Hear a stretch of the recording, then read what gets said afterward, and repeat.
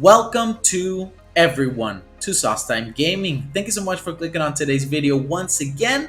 And today we're going to be covering the Season 2 Reloaded patch notes, which go live in a couple of minutes at this point from when I'm making this video. And I wanted to cover a couple of changes that are going to be happening.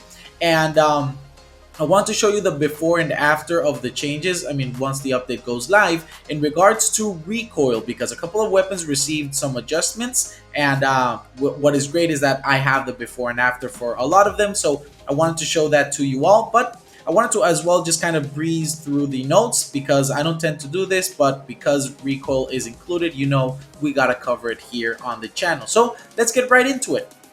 Talking about gameplay and quality of life, they've added the deployable buy stations, which you can kind of, place a marker and a deployable buy station is going to kind of appear, and hopefully it doesn't happen like the loadouts that sometimes clip against the wall and they end up floating somewhere or attached to a place where you can't reach it. So we'll have to see what sort of gimmicks come out of that. But a couple of the quality of life changes is that the gas masks can now be dropped, which is great.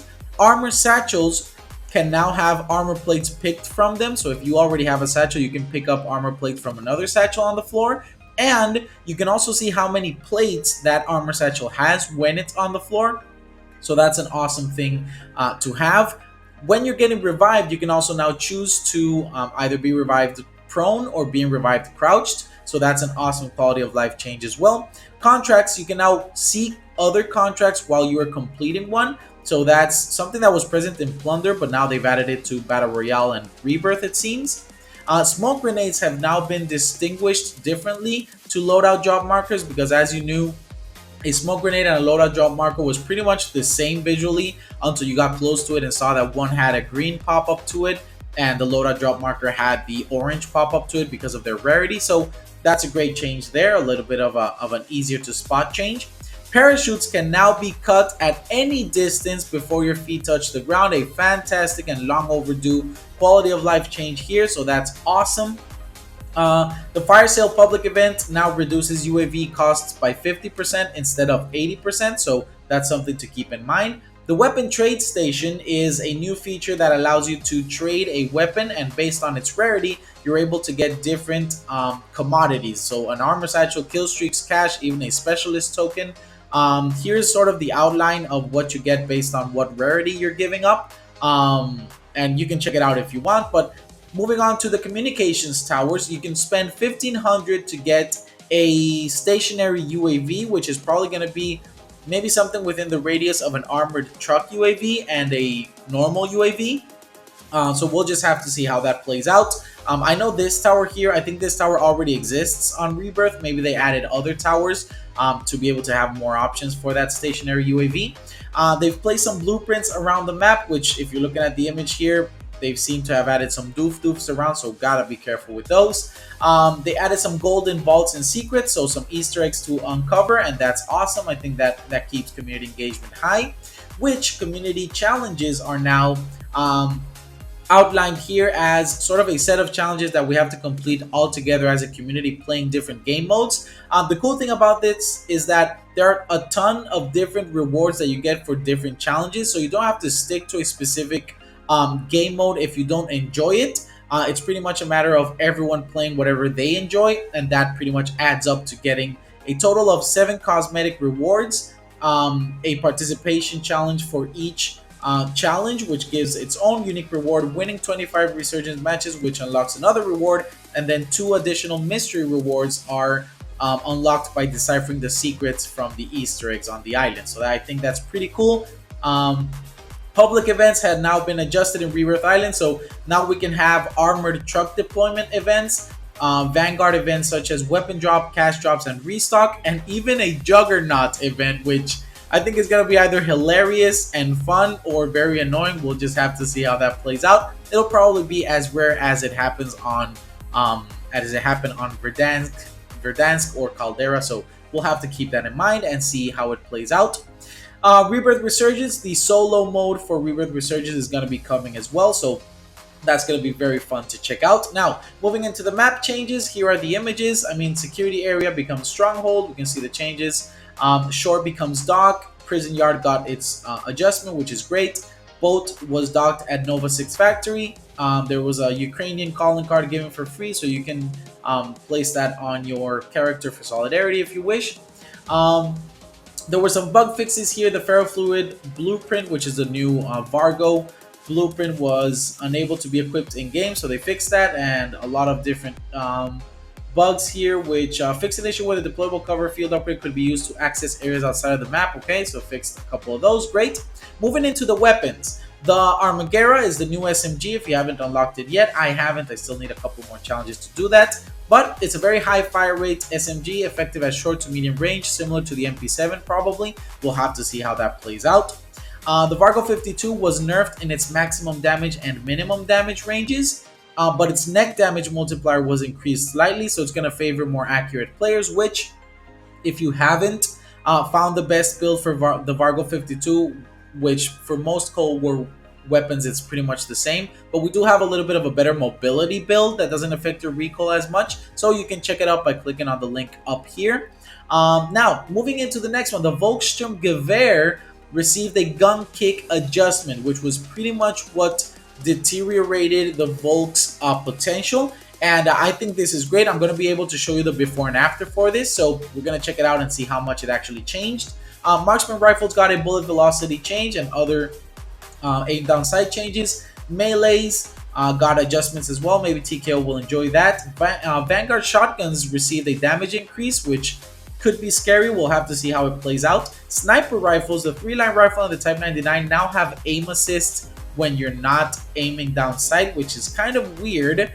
I'm not sure it was just supposed to work and it didn't, and now it is, or it never existed and now it does. Not sure. We'll have to see exactly what that means later on. The Wellgun received a recoil increase and a fire rate decrease, which I think is great because the Wellgun is a little too overpowered in my opinion. Hollow Point received a damage range nerf, so it was 10% before and now it's 20% that it hinders your damage range. They're trying to amplify the ammunition category on the Vanguard weapons, which is great. A lot of sniper barrels and grips received flinch resistance characteristics, so maybe now the flinch resistance perks and attachments are going to be working properly. We'll have to see how much that change really is implemented. I'm pretty sure JGod will make a video on that, or True Game Data, you know how it goes.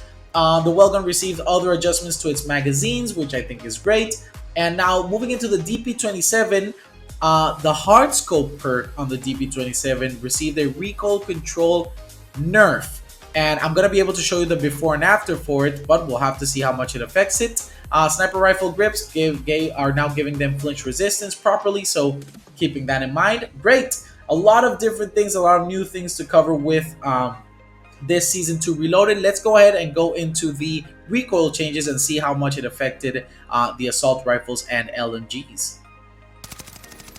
So as we can see from the Volkssturmgewehr's point here, the only thing they changed was the visual kick the weapon had, and you can see the comparison here. The visual kick wasn't completely reduced, but it was reduced to a point where now you can really feel like that visual recoil part of it isn't that much of an issue, and you only really have to focus on the actual recoil for the weapon, which I feel now makes the Volkssturmgewehr a laser beam because it has a very easy to control recoil pattern, and the only thing that was kind of its biggest downside is now gone. So it's got a 60-round drum mag, and it's really just a very solid weapon to use now with this change, which I really love that it happened because I personally really enjoy the Volk.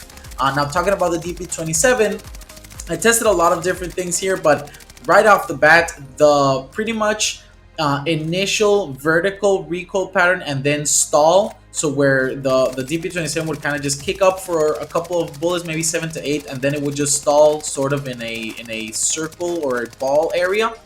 That's not happening at all anymore, as you can see.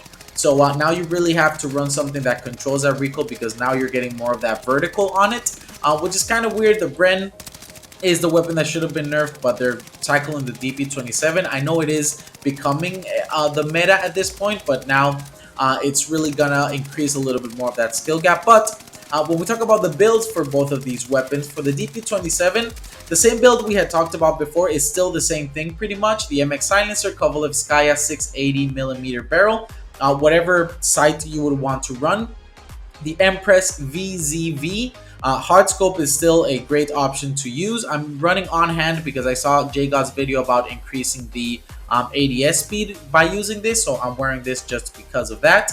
Polymer grip, the 105 round pans, lengthened for the longest range engagements, and then for the underbarrel you want to run either the Carver foregrip or the M1941 hand stop. I would probably run the M1941 because it just affects your hip fire, which is not something I'm going to be using this weapon in close quarter engagements anyway with. So this build right here is still going to be the best DP27 build. Now when we talk about the Volkssturmgewehr, the build is still the same we covered before, which is fantastic. MX silencer, Krosnick 428mm barrel, whatever sight you want, Krosnick S12V PS, stock, perfectionist, fully loaded, because the aim down sight on this weapon is pretty quick, so you don't really have to run the on hand. Stippled grip to control that initial kick that the weapon has, 60 round drums, lengthened because the 40 here is just not enough, although it gives you more control. It's just not worth it. It's best to get used to the 60 round drum.